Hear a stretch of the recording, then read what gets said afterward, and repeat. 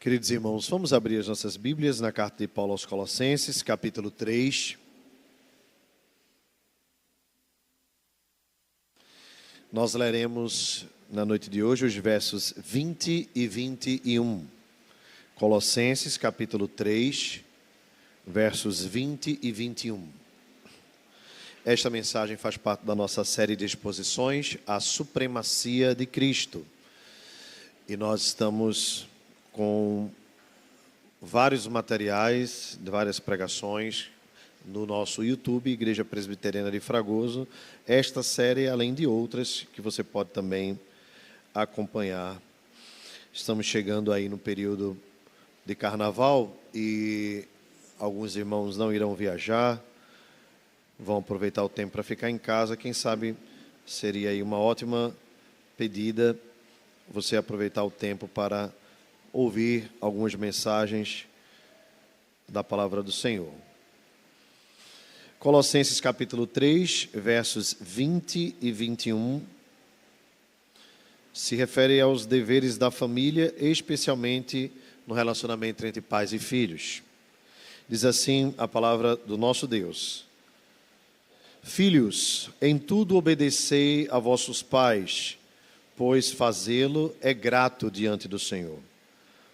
Pais, não irriteis os vossos filhos, para que não fiquem desanimados. Vamos ler todos juntos, irmãos, os dois versos, vamos lá? Filhos, em tudo obedecei a vossos pais, pois fazê-lo é grato diante do Senhor. Pais, não irriteis os vossos filhos, para que não fiquem desanimados. Amém, meus irmãos. Vamos orar mais uma vez. Senhor, em Tua presença, Te louvamos pela honra de lermos a Tua palavra e também de poder expô-la nesta noite. Te pedimos a Tua orientação e a Tua iluminação, em nome de Jesus. Amém. Meus irmãos, o pecado afetou todas as relações humanas e a relação entre pais e filhos também não deixou de ser alvo da pecaminosidade humana. E talvez essa seja uma constatação muito clara para nós, porque alguns de nós aqui foram vítimas de falhas dos pais e alguns de nós, como pais, já falhamos para com os nossos filhos. Há uma canção antiga de Renato Russo falando sobre essa relação entre pais e filhos, e numa partezinha ele diz que os pais são crianças como você. O que você vai ser quando você crescer? É uma boa reflexão. A canção Fruto da Graça Comum traz uma reflexão curiosa. Os pais falham, nos decepcionam porque são pecadores. Por mais esforçados que sejam, certamente eles falharam conosco em algum sentido e, para alguns casos, falharam completamente. E nós crescemos e, como adultos, talvez nós também já falhamos com os nossos filhos e eles se lembrarão no futuro. A realidade, como eu falei no início, é que o pecado afetou todas as relações humanas e as relações entre pais e filhos não foi diferente, também foi afetada. Lembro-me ainda na adolescência, quando não lembro exatamente por qual motivo, uma professora na escola perguntou quem era filhos de pais separados, e eu me lembro que mais de 95% da sala levantou a mão. Naquela ocasião, eu tinha acabado de entrar na escola pública. No meio do ano, meu pai ficou desempregado. Aliás, meus pais se separaram e, como resultado do divórcio, eu fui estudar numa escola pública. Saí de uma boa escola particular e fui para uma escola pública. E como os irmãos, alguns aqui também já estudaram em escola pública, sabem bem como é. Às vezes tem a quarta série A, a quarta série B, a quarta série C, a quarta série D. Eu fui para a quarta F, para os irmãos terem ideia. E ali estavam todos os alunos atrasados. Todos estavam fora da idade, né? E eu, por ter chegado depois, no meio do ano, né, mesmo não estando na idade deles, fiquei na sala deles. E, curiosamente, aqueles meninos mais velhos do que eu, é claro que eu fiquei bastante assustado, né, diante daquela nova realidade, tinham vidas bem disfuncionais. E quando a professora fez essa pergunta, e houve essa constatação assim, quase que geral, né, de famílias disfuncionais, prontamente, ainda menino, eu associei as coisas como estavam acontecendo. Eu também estava vivendo numa família disfuncional. A relação, irmãos, entre pais e filhos, nas Escrituras, também há relatos de como afetou o pecado nessa condição. Nós podemos lembrar, por exemplo, de filhos que foram desobedientes e desonrosos com seus pais, como Cã foi com Noé. Segundo a Escritura, após vê-lo nu, porque havia bebido muito vinho, Noé havia bebido muito vinho, Cã desonrou o seu pai. E parece ali haver tido algum tipo de abuso, e logo no começo, né, das gerações das Escrituras. Nós temos também relações entre pais e filhos em que os pais falharam com os filhos. Se nós lembrarmos bem do caso de Isaac e Rebeca, havia uma predileção de Isaac por Esaú e uma predileção de Rebeca por Jacó, o que fez com que, na velhice, quando Isaac era já idoso e cego, Rebeca tramasse um plano junto com Jacó para enganar Isaac. Jacó se passa por Esaú para tomar a bênção da primogenitura, como os irmãos devem lembrar bem da história. Também nós vemos no caso da família de José, né, o famoso José do Egito. Seu pai Jacó tinha vários filhos, mas amava mais José, Jacó amava mais José do que os outros filhos, o que fez com que o ciúme fosse aguçado entre os outros irmãos. Vejam, queridos, as relações entre pais e filhos, afetadas pelo pecado, trouxeram grandes desastres para a história familiar e às vezes até para a história da humanidade. Se nós lembrarmos bem quando Abraão, despediu Agar, ainda com o menino Ismael no ventre, e o que tudo aquilo causou na dissensão entre os árabes e judeus, né, que possivelmente ali, e hebreus, né, que possivelmente ali ficaram divididos nas figuras de os árabes Ismael e do filho de Abraão, Isaque, se tornando então a descendência do povo de Deus. Nós podemos lembrar também da família de Davi, o quanto a família de Davi foi afetada pelo pecado, não apenas o pecado original, mas aquele que Davi havia cometido com Batseba. E a Bíblia diz que houve uma palavra do profeta Natã que disse: a espada não mais sairá da tua casa. E nós vemos Davi então tendo uma filha estuprada pelo próprio meio-irmão. Então Davi agora tem uma filha estuprada e um filho estuprador.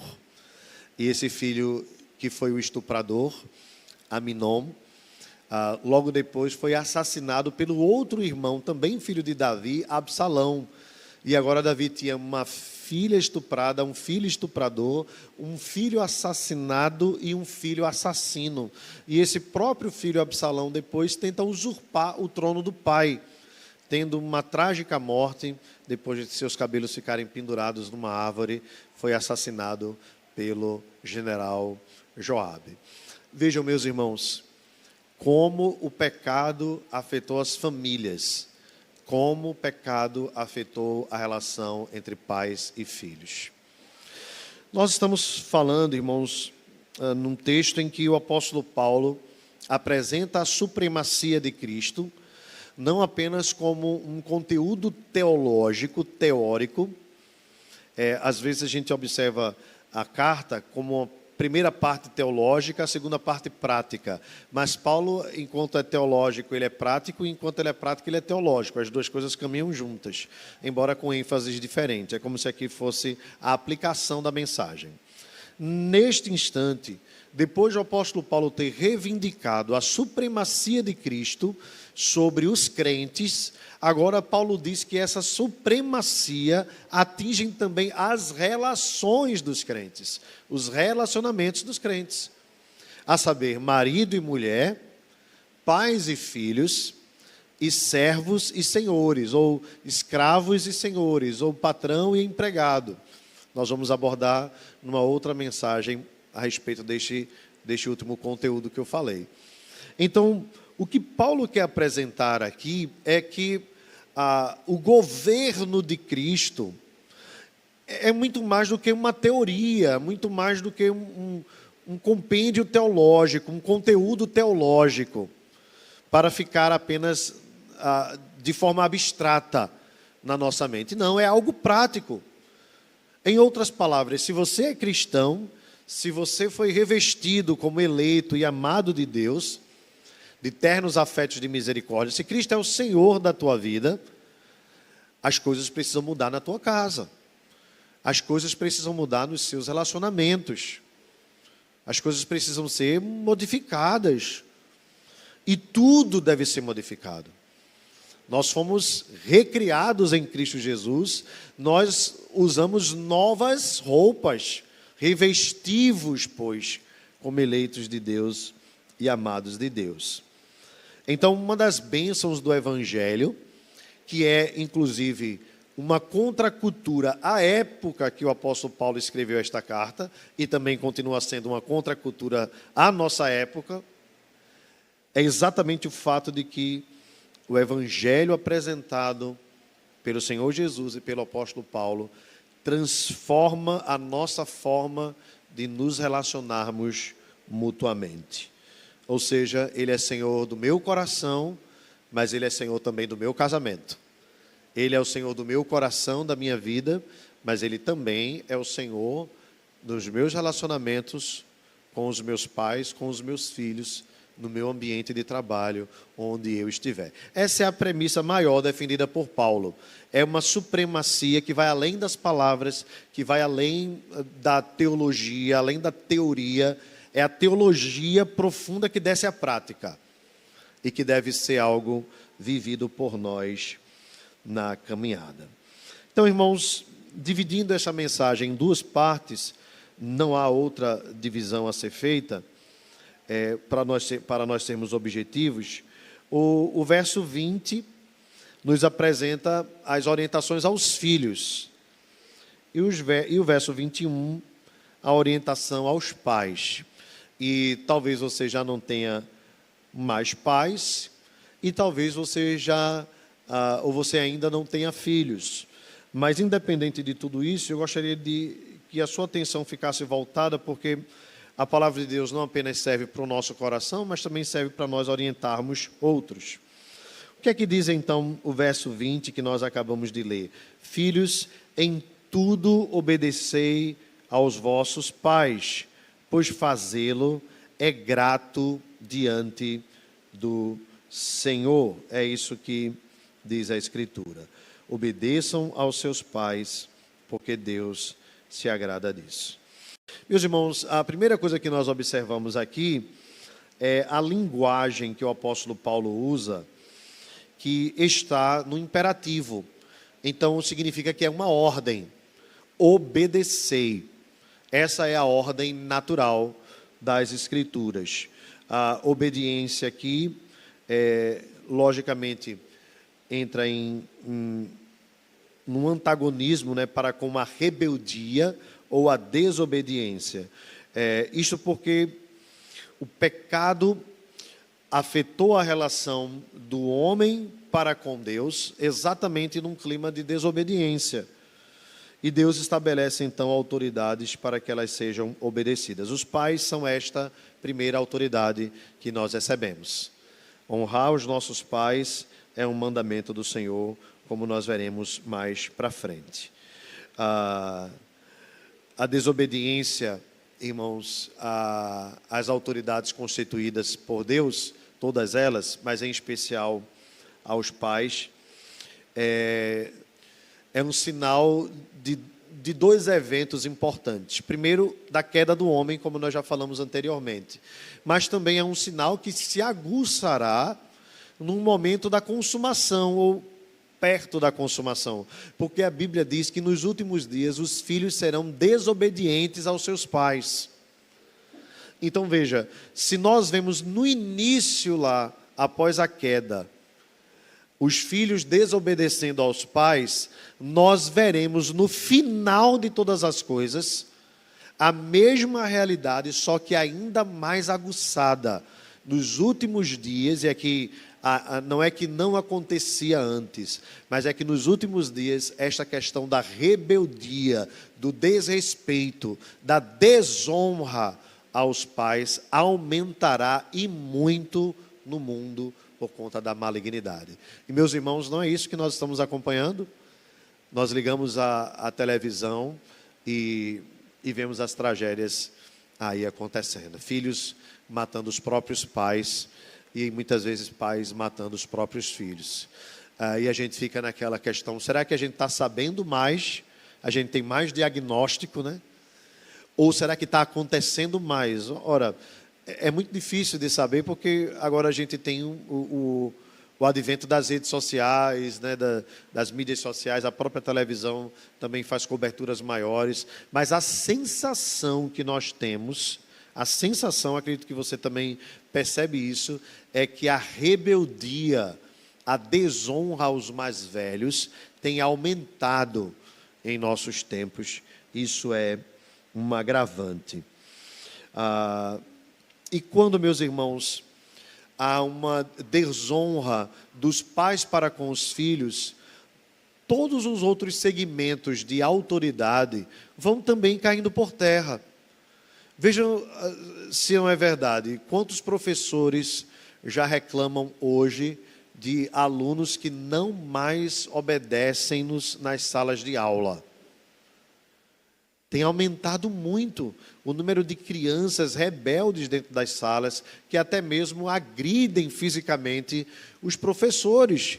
E quando uma criança faz isso na rua, é porque muitas vezes ela está acostumada a fazer isso em casa. Perdeu-se o senso de autoridade. A gente tem uma grande crise de autoridade, no Brasil em especial, né? Desde a nossa política, né, até as nossas autoridades do legislativo, do judiciário. Nós temos vivido uma grande crise de autoridade. E nós não sabemos se essa crise está atingindo a família ou o descuido da família está atingindo a sociedade. Nós não sabemos quem veio primeiro. Mas uma coisa é certa, o primeiro ambiente em que uma criança aprende o sentido do mandamento, honra teu pai e tua mãe, é dentro da casa. E me refiro a isso porque o honra teu pai e tua mãe, segundo Lutero e todos os outros teólogos concordam com ele também nesse sentido, a ideia de honrar pai e mãe é muito mais do que pai e mãe. O conceito do mandamento ali se refere a toda a autoridade constituída.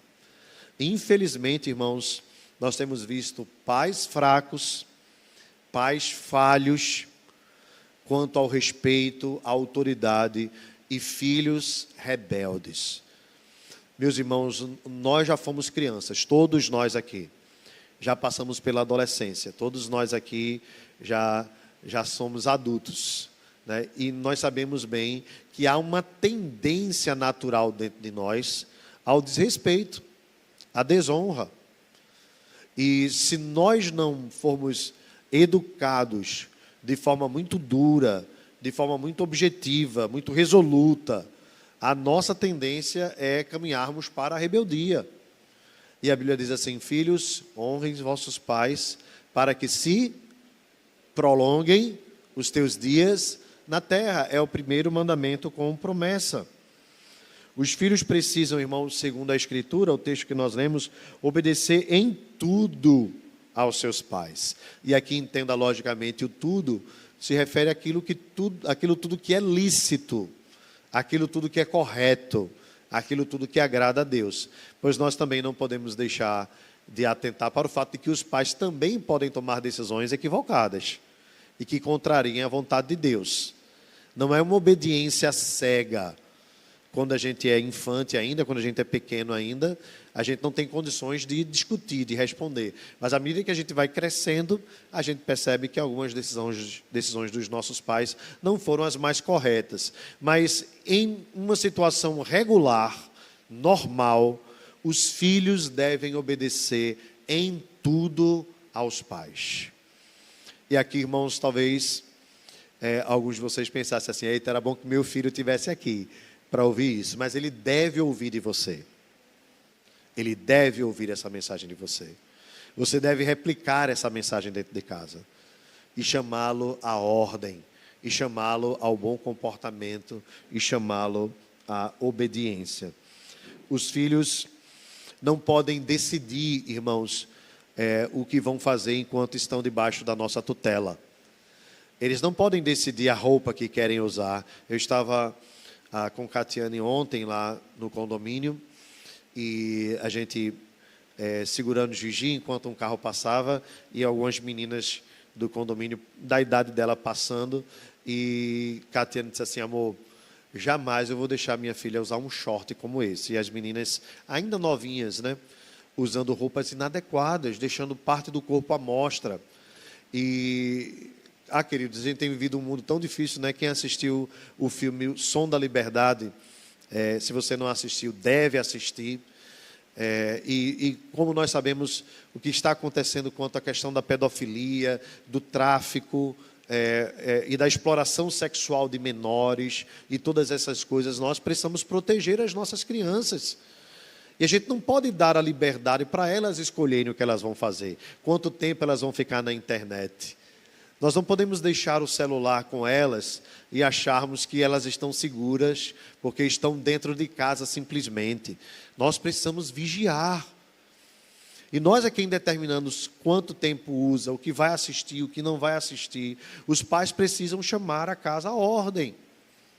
Para onde vai, com quem vai. Mas minha mãe está tirando a minha privacidade, está entrando em casa e está olhando a minha bolsa. Olha, filho não tem que ter privacidade nenhuma. Absolutamente nenhuma. Porta de quarto trancada, senha que você não conhece, de computador, de aparelho celular. Ora, irmãos, essas coisas têm entrado assim na nossa sociedade como um avalanche, e os filhos meio que se tornam os intocáveis dentro de casa. A maioria de nós aqui somos pais, e nós sabemos do amor que temos para com os nossos filhos. Mas, meus irmãos, nós não podemos ser molengas. Nós não podemos ter um amor cego, porque nós estamos inflamando o mal contra os nossos próprios filhos. Mas nós vamos chegar mais na frente a falar a respeito disso. Independentemente, em uma situação regular, os filhos devem obedecer aos seus pais. Obedecer em tudo, mesmo quando não concordem. Você deve lembrar, a maioria de nós aqui é de uma geração mais antiga, onde os nossos pais simplesmente diziam não. E a gente perguntava, por que não? Por que não? E pronto. Não é? Era assim. E muitas vezes os pais não precisam dar explicações. Às vezes nem cabe explicação. Cabe os filhos repousarem sobre a autoridade dos pais. O texto diz, meus irmãos, que fazer isso agrada a Deus. Deus fica feliz com os filhos obedientes. O contrário também é verdade. Deus fica triste com os filhos desobedientes. Se Deus abençoa os filhos obedientes, também é verdade que Deus amaldiçoa os filhos desobedientes, às vezes deixando-os andar segundo a teimosia dos seus próprios corações. É agradável, é recompensante ou recompensador obedecer aos pais, como nós já sabemos. Meus irmãos, muitos de nós não tínhamos os recursos que a juventude tem, não é verdade? Talvez você criou os seus filhos dentro de um conforto que você não teve nem metade. nem 30%. E observe que muitas vezes esses filhos se tornam mais desonrosos do que nós fomos para com os nossos pais. E aí, às vezes, a gente se abestalha, usando aqui o termo nordestino, né? Dizer assim, não, eu vou trabalhar para dar tudo ao meu filho. Tudo. Vou dar o que eu não tive. Talvez você já tenha dito isso, se você já passou muita privação. Eu já contei para vocês que quando eu era pequeno, eu e meu irmão, nós queríamos muito ter comandos em ação. Né? Os mais antigos aí, anos 80, devem lembrar do bonequinho do Comandos em Ação, né? O Comandos em Ação tinha articulação, né? No cotovelo, nas pernas, então você dobrava o boneco assim, tal. E uma vez nós fomos no shopping Recife, era o único shopping que ainda tinha, né? Nós fomos no shopping Recife, que já era uma coisa chique, né? Com o pai de um colega nosso, e o pai disse assim, filho, escolha aquele boneco que você queria. A gente ficou só olhando assim, né? E quando a gente chegou em casa, aí a gente disse assim, pai, eu não quero mais esses bonecos que o senhor compra, porque o boneco que ele comprava era aqueles duros, que não mexia a articulação, eram os mais baratos, né? E ela dizia, não, o seu é esse, né? E uma vez meu irmão chegou em casa feliz da vida, né? Para mostrar para o meu pai, pai, fiz um rolo. Que rolo é esse? Troquei 2 bonecos por um Comandos em Ação. Rapaz, que pisa ele levou. Que pisa ele levou. E ainda desfez o rolo, né? E o rolo foi grande para cima dele, o rolo compressor, né? E meu pai ensinava assim, contente-se com o que é seu, com o que você pode ter. Você não pode ter um Comandos em Ação, você não vai ter um Comandos em Ação. E outra coisa que meu pai, embora não cristão, né? Dizia que ele não aceitava essa história de rolo. Então, o que é seu é seu. Quando você faz rolo, você está sempre querendo tirar vantagem ou alguém querendo tirar vantagem de você. Então, eu também nunca gostei de fazer isso em casa. Enfim, e quando eu me tornei pai, aí eu disse assim, eu vou comprar um monte de brinquedo para a Gigi. E aí eu fui no shopping, né? E quando eu olhei o preço dos brinquedos, irmãos, eu dei uma ré tão grande. Eu disse, não, deixa o de plástico mesmo. Ela ganhou 2 bonecas que alguém não queria mais. A gente deu uma ajeitadinha da boneca, está lá até hoje. Tem 10 anos a boneca, glória a Deus por isso. E disse, olha, essa boneca aí que vocês ganharam de segunda mão é cara. Disse, glória a Deus que foi de segunda mão e foi dada, né? E pensa num negocinho caro, é o tal do brinquedo, né, não? Mas até eu saber o preço, né, eu achava que era descuido do meu pai, né, que era falta de amor. Às vezes os pais não precisam responder muita coisa. Há coisas que nós só vamos entender lá na frente, quando nós passarmos pelas mesmas experiências e sabermos que parte daquilo que a gente dá aos nossos filhos é fruto de dinheiro muito suado, muito trabalhado, e que muitas vezes os nossos pais precisam abrir mão de conforto para si, para trazer uma alegriazinha para nós. Então, os filhos, irmãos, eles não necessariamente precisam obedecer apenas quando concordam. Eles devem obedecer pelo princípio da autoridade. Sim é sim e não é não. E a Bíblia diz que Deus vai honrar quem faz estas coisas. Meus irmãos, fazendo uma aplicação aqui, nós temos um Pai que está nos céus, e muitas vezes na nossa relação com Deus, Deus não dá muitas explicações para nós, não é verdade? Ele não dá muitos detalhes, como ele fez a Abraão. Ele simplesmente mandou sair da terra, da parentela, e ir para uma terra que ele mostraria, e coube a Abraão ser um bom filho de Deus e obedecer ao Senhor. Essa relação, ela é muito emparelhada com a nossa, num certo aspecto. Nós precisamos ensinar os nossos filhos a confiarem em nós. E os filhos precisam honrar os seus pais. Eu queria apenas compartilhar com os irmãos, quanto a esses pontos, algumas orientações que o nosso Catecismo Maior de Westminster traz. Na pergunta de número 123, qual é o 5º mandamento? Diz, honrarás teu pai e tua mãe, para teres uma longa vida sobre a terra que o Senhor teu Deus te dá. E o que significam as palavras pai e mãe? Nós já falamos a respeito dos superiores e toda a autoridade. Porque os superiores são chamados de pai e mães, é porque eles têm deveres para com os seus inferiores e eles devem demonstrar amor, ternura para com os inferiores. Agora, qual o alcance, diz a pergunta 126 do Catecismo Maior, deste mandamento? O alcance do quinto mandamento é o cumprimento dos deveres que mutuamente temos uns para com os outros em nossas diversas relações com inferiores e superiores. E agora, então, qual é a honra que os inferiores devem aos superiores? A honra que os inferiores devem aos superiores é toda a devida reverência sincera. Aqui apliquemos a relação com os pais. Reverência aos pais. Algumas pessoas até perguntam assim: pastor, é correto pedir a bênção aos pais? Lógico que nós sabemos que quem abençoa é Deus. Mas quando nós pedimos a bênção aos nossos pais, não é desonroso, porque Deus mesmo concedeu aos pais a autoridade para abençoar os filhos. Então, embora não seja muito da cultura evangélica e mais da cultura romanista, faz parte da cultura do cristianismo em geral, os filhos pedirem aos pais a sua bênção, mesmo quando os filhos já saíram de casa.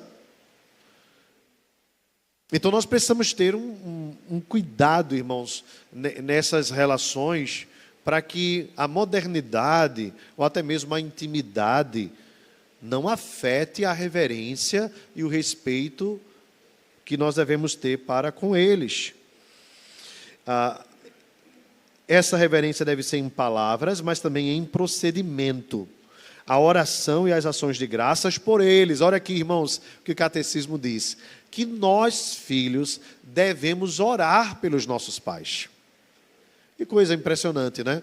Geralmente a gente pensa que os pais é que devem orar pelos filhos, e sim, também devem, mas os filhos também devem orar pelos seus pais.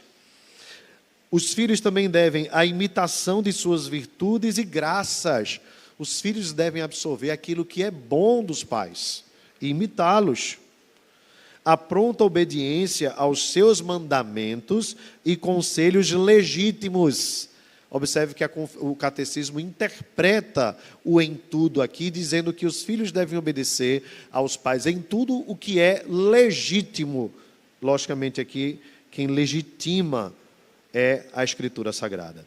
A devida submissão às suas correções. Os filhos precisam se submeter aos castigos impostos pelos pais. A manutenção, aliás, a fidelidade, a defesa, a manutenção de suas pessoas e autoridade, conforme seus diversos graus e a natureza de suas posições, suportando suas fraquezas e encobrindo-as com amor, para que sejam uma honra para eles e para o seu governo. Aqui, irmãos, eu faço um complemento com a última pergunta aqui quanto a este assunto, na pergunta 128 do Catecismo. Quais são os pecados dos inferiores contra os superiores? São toda a negligência dos deveres exigidos para com eles, a inveja, o desprezo, a rebelião contra suas pessoas e posições em seus conselhos, mandamentos e correções legítimos, a maldição, a zombaria e todo comportamento rebelde e escandaloso que venha a ser uma vergonha e desonra para eles e para o seu governo. E aqui há vários textos que corroboram, nós não poderemos ler, mas eu gostaria de lembrar aos irmãos que nas Escrituras houveram filhos que desobedeceram seus pais, que desonraram seus pais e que Deus os matou. Deus os matou. Nós podemos lembrar de Cã, que foi amaldiçoado por Noé, pelo que fez para com ele. E nós podemos nos lembrar dos filhos de Eli, Ofni e Finéias, que também foram rebeldes aos seus pais, e Deus os consumiu com grande ira. Meus irmãos, Deus não tolera rebeldia. E se não nesta vida, no porvir, aqueles que desobedecem seus pais pagarão num lago que arde com fogo e enxofre. Há juízo de Deus para filhos rebeldes. Há juízo de Deus para filhos rebeldes. Da mesma sorte, irmãos, eu não me demorarei muito como no primeiro. Quanto aos pais, não irriteis os vossos filhos para que não fiquem desanimados. Vamos ler juntos o verso 21, vamos lá? Pais, vamos lá todos? Pais, não irriteis os vossos para que não fiquem desanimados. Todo mundo decorou? Vamos lá? Pais, não irriteis.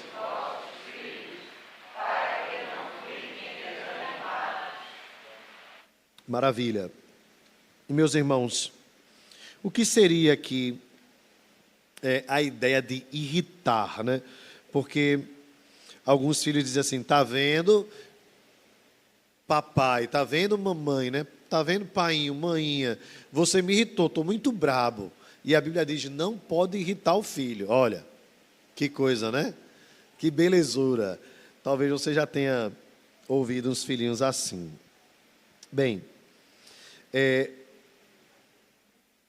o texto diz, pais, não irriteis os vossos filhos para que não fiquem desanimados. Quando é que nós, pais, irritamos os nossos filhos? Quando os pais irritam seus filhos? Quando os pais vivem uma vida hipócrita. Aqui um recado para os pais. Se tem algo que irrita os filhos e que pode fazer com que eles desanimem, é quando você diz, faça o que eu digo, mas não faça o que eu faço. Uma hora, querido, a coisa vai se virar contra você. A hipocrisia que você viveu alimentará o seu filho na hipocrisia também. Uma outra coisa que pode trazer irritação é quando as decisões da casa não são devidamente informadas. Quando os pais não estabelecem os limites. Os pais precisam entender que para evitar desgastes, as coisas precisam ser deixadas bem claras. Hora de sair, hora de chegar, com quem vai, para onde vai, com quem anda, com quem deixa de andar. Os pais têm autoridade para isso. E quando amolecem nesse sentido, a coisa perde o controle e promove irritação para com os filhos. Uma outra coisa também é a falta de comunicação dentro de casa. Se tem algo que é terrível e que causa grande irritação e que também promove desordem no relacionamento, é quando não há comunicação dentro de casa, quando os pais não conversam com os filhos. Coisa boa é poder sentar à mesa. Coisa boa é poder nos relacionarmos com os nossos filhos, conversar sobre tudo. Abrir o coração. Ora, ele é seu filho, mas ele precisa perceber em você também a amizade. A amizade não exclui a paternidade. A amizade é parte da paternidade, não é toda. Porque a gente não deixa de ser pai, como quem dá a palavra final. Mas é preciso criar os filhos num ambiente de amizade, onde se conversa. Há pais que nunca saíram sozinhos com seus filhos para conversar. Há pais que, quando se aproximam dos filhos, não tem 2 minutos de assunto para conversar. Às vezes não conseguem nem mesmo puxar um diálogo. Aí talvez você pense assim, meus filhos já estão velhos, já saíram de casa, já casaram. Não há nada que você não possa tentar reconstruir, meus irmãos. Nada. E ainda digo mais a você. Deus pode promover isso, tá? Falo por experiência. Os irmãos sabem bem o que eu estou falando. Tive a oportunidade nesses últimos meses de me aproximar do meu pai, talvez tendo um tempo de contato que eu não tive na minha infância toda. Porque quando me entendi por gente, tinha condições de entender as coisas melhor, já não tinha por perto.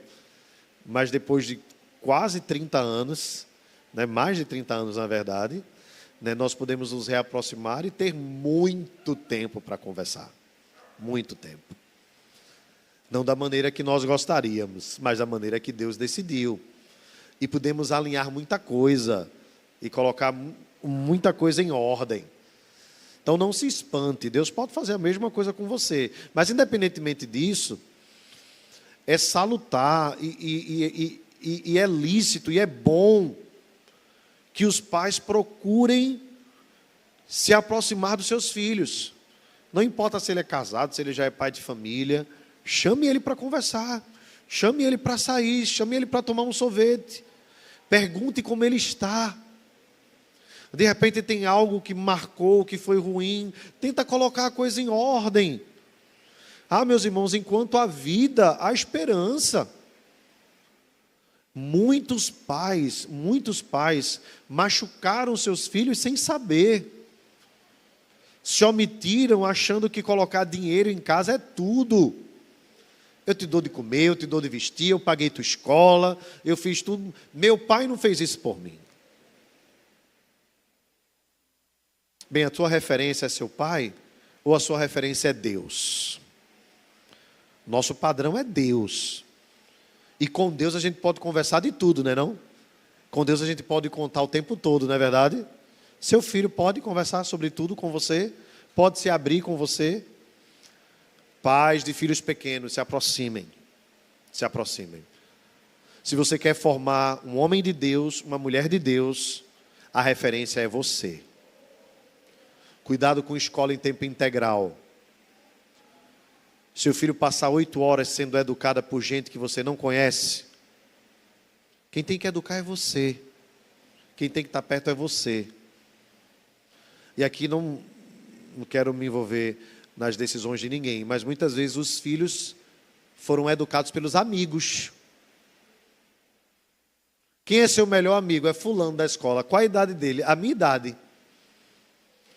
Você quer formar um carpinteiro, você coloca seu filho de lado de quem? De um carpinteiro, não é verdade? Você quer formar um homem, não deixe seu filho entregue a um menino, a outro menino. Além disso, você sabe muito bem que há, até a psicologia fala no seu nome, mas há uma tendência quando eles estão em bando, eles se tornarem mais corajosos para fazer besteira. E é mesmo. Ou você não lembra quando você voltava no ônibus da escola, com um monte de colegas, você voltava bagunçando à vontade, mas quando voltava sozinho ficava todo em bando, a gente se sente mais corajoso. Jovem, irmãos, adolescente, precisa estar com os pais. Você precisa ser referência para o seu filho. Nada de soltar menino no condomínio, nada de soltar menino na rua, nada de soltar menino na escola. Está na escola, estou livre, meu filho está protegido, porque a escola é evangélica. Quem tem que ser evangélico é o coração do seu filho. E quem tem que produzir o evangelho na vida dele é você. Você tem que estar perto, você tem que estar colado. Aí se agora ele é um homem, se agora ela já é uma mulher, você não perdeu a batalha não. Você está aqui porque está vivo. Corra atrás. Aproxime-se do seu filho. Liga para ele, marca um horário para conversar. Para de preguiça, para de preguiça espiritual, de preguiça familiar. Ora, às vezes a gente tem coragem para um monte de coisa, mas a gente não consegue sentar à mesa para conversar com os nossos filhos mais. Que geração perdida é essa nossa? Onde a gente se senta numa mesa e é cada um com um celular de um lado. As pessoas não se olham mais no olho, não conversam mais, não dialogam. E o melhor amigo do teu filho você não sabe nem quem é. Quando você deveria ser. Não, mas ele conversa com a mãe. Não, ele conversa com o pai. Tem que conversar com você, não seja covarde. Nós, pais, precisamos ser corajosos para termos os nossos filhos perto de nós. Nós devemos ser a influência para eles. Mas eu não tenho tempo. Susana Wesley, queridos, tinha 19 filhos. 19 filhos. E entre os grandes que ela trouxe ao mundo, John Wesley e Charles Wesley. Ela cuidou de 19 filhos, arrumava a casa sozinha, foi missionária, serviu a Deus e deixou um legado de 2 grandes homens de Deus, além de outros. Falta de tempo não é desculpa para nós deixarmos os nossos filhos sendo educados pela televisão, pela internet. Eles têm que estar perto de nós. Chame seu filho para sair, para jogar bola. Converse com ele sobre tudo, sobre sexo, sobre amizade. Você tem que estar perto. A escola não tem obrigação, inclusive lembra aos irmãos que a escola como nós conhecemos é uma invenção moderna, tá? Há 150 anos, mais ou menos, atrás, não havia escola. As pessoas eram educadas dentro de suas casas. E eu não estou dizendo por isso que eu sou contra a escola, não, tá? Minha filha estuda numa escola. Mas o que aconteceu é que muitos pais delegaram à escola a educação dos seus filhos. Escola não educa, professor não é educador é pai e mãe. Escola ensina português, matemática, ciências, biologia. Mas quem tem que ensinar princípios e valores da palavra de Deus sou eu e é você, que somos pais. Meus irmãos, os pais não devem ser injustos com os filhos, não devem ser severos com os filhos. Você precisa dosar os castigos para não irritar o seu filho. Deve-se ter controle dentro de casa. Deve-se ter um cuidado muito grande. A coisa deve ser feita sempre com demasia. Um outro perigo é quando os pais não estão num acordo quanto à educação. Os irmãos sabem bem o que eu estou falando. Às vezes o pai diz uma coisa, a mãe diz outra. Aí o filho é muito esperto, irmãos. E não tem essa história de que é criança, aí eu tenho em casa, né? Porque é autista, a bichinha e tal. Criança sabe as fraquezas dos pais. Observe que às vezes você deixa seu filho com alguém, aí ele diz assim, não gosto de comer cuscuz. Aí quando você chega para buscar seu filho na casa do vizinho, está um menino com cuscuz pelas ventas. Devia ter sido assim com o Roberto. Mineiro que não come cuscuz. Aí o cerco está se fechando contra você, viu? Irmãos, às vezes os nossos filhos causam essa vergonha a nós, não é verdade? Você, não, porque o bichinho não gosta. Aí o que é que ele vai fazer? Ele vai sempre procurar o mais mole da casa. Aí, só o exemplo, tá? Papai é o carrasco e mamãe é a boazinha. Às vezes também porque papai passa muito tempo fora e é difícil controlar. Eu sei disso, é a realidade. Mas a coisa precisa estar muito bem acordada. Marido e mulher precisam conversar bem a respeito disso. O não tem que ser o não da casa, do pai e da mãe. O sim deve ser o sim da casa. Por isso a importância da comunicação. Cuidado, irmãos, com excesso de permissividade. Outra coisa também importante, e aqui eu falei para os irmãos, na semana retrasada, se eu não me engano, de um estudo do Dr. Paulo Porto Melo, a respeito da casa como um ambiente de paz e de tranquilidade. E já há cientificamente comprovado estudos que mostram que casas onde há muitas brigas entre os pais criam filhos desajustados, criam filhos inseguros, ansiosos. Então os pais precisam ter cuidado, até para discutir, o cuidado com o tom, o cuidado na hora de conversar, a paz, a harmonia, às vezes pedir para a criança sair, controlar, para que os filhos não sejam criados num ambiente de hostilidade. O lar precisa ser um ambiente de paz. Meus irmãos, eu encerro aqui com algumas recomendações. A palavra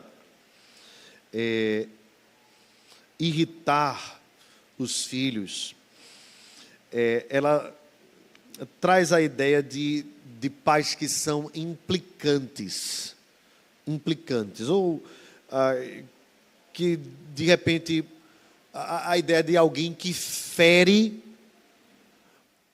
o moral ou até mesmo a estrutura interior da criança. Nós pais precisamos ter muito cuidado com isso, muitos cuidados com isso.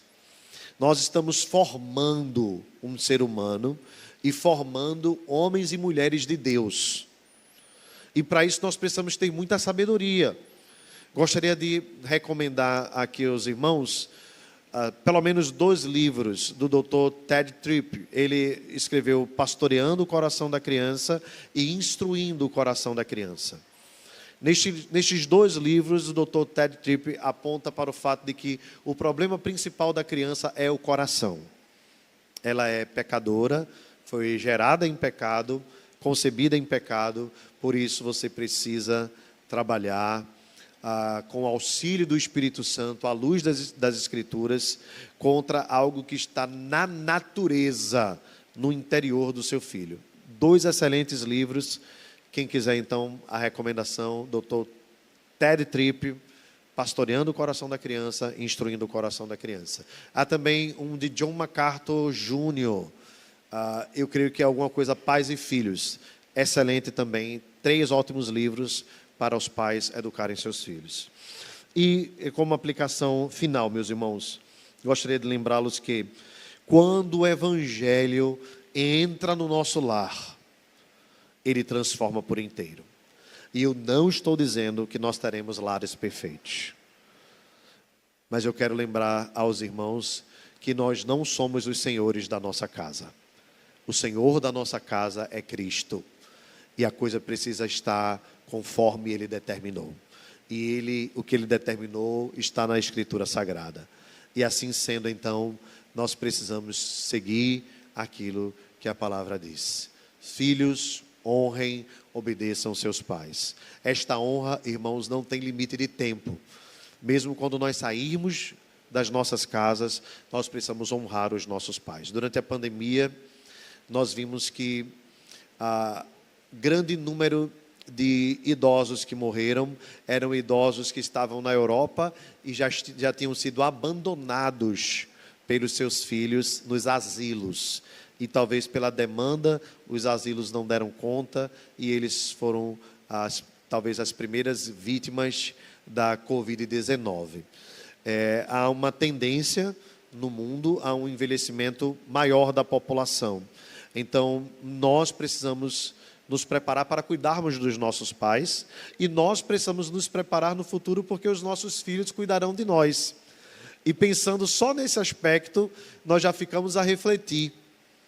Será que nós estamos dispostos a cuidar dos nossos pais no momento que eles mais precisaram?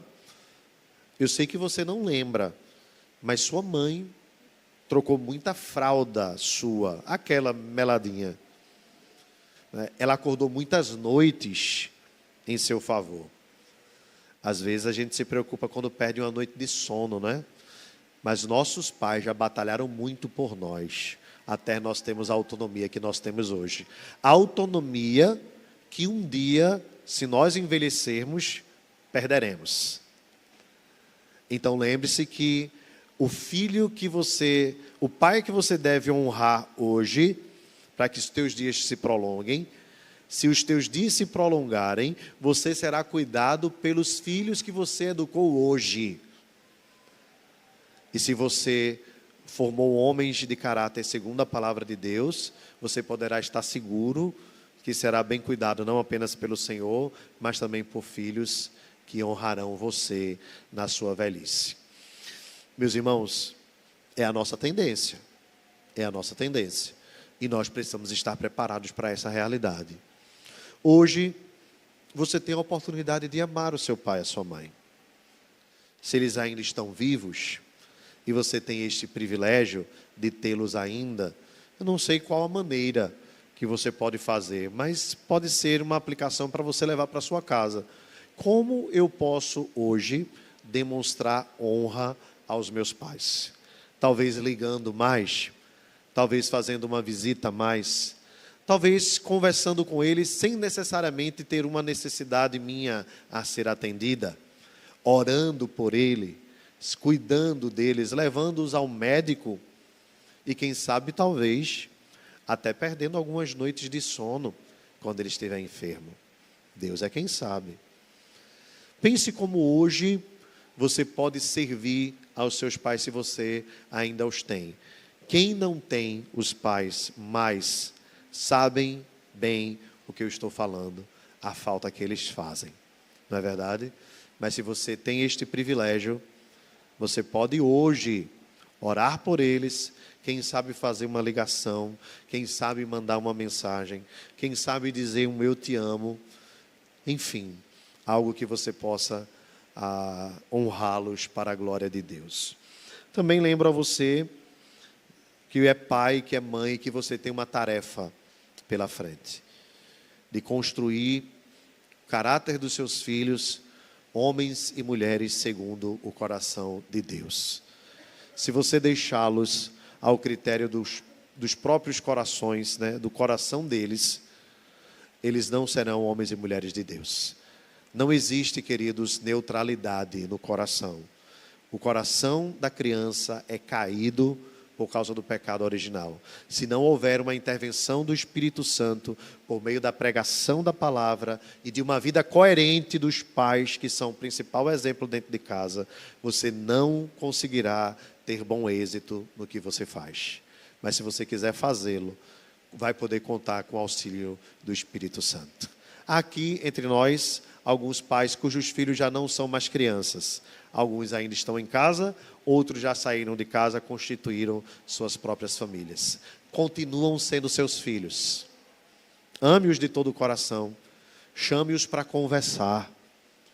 Puxe assunto, invente, peça a Deus sabedoria, mas se aproxime dos seus filhos. Se tem algo, irmãos, que este mundo maligno quer, é destruir os relacionamentos familiares. A família é um alvo constante de Satanás. Mas Cristo Jesus já venceu por nós e a nossa casa será uma casa de bênção para a glória de Deus. Que o Senhor nos abençoe. Vamos ficar de pé em nome de Jesus.